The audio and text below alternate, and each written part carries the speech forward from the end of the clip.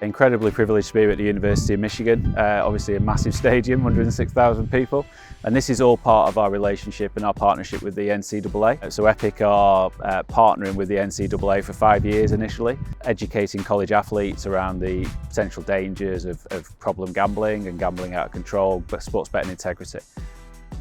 We're delighted to come to Michigan today to provide the education for those guys and make sure they're equipped to deal with all of the risks that can and may come their way in the coming years. So we cover how and why athletes are more likely statistically to suffer from gambling related harm than the general population, and the reasons behind that through competitive nature, sporting knowledge, injury, escapism, buzz replication, all of the reasons why athletes are statistically and evidentially more likely to suffer from harm.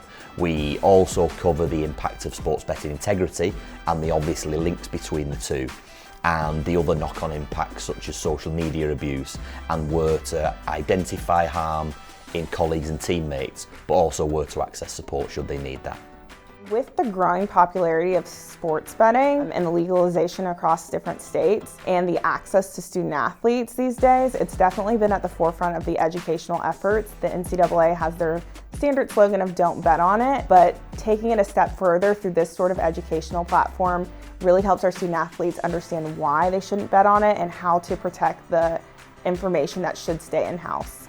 I think it's the first-hand storytelling, the authenticity of the guest speakers that talk about their personal experience with problem gambling. I think really allows student athletes to tap into that empathy and realizing hey, this is the successful person that is speaking to us. They've been able to turn their life around, but it wasn't always sunshines and rainbows. It was some dark times that they had to go through, and they're able to come out on the other side and really explain how they were able to turn their lives around from problem gambling. Ultimately, we want to protect the integrity of the sport.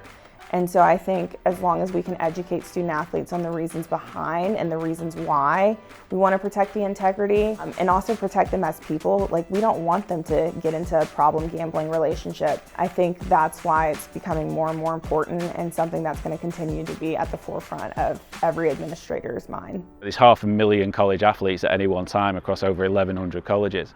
So, they are a demographic who potentially will suffer gambling related harm.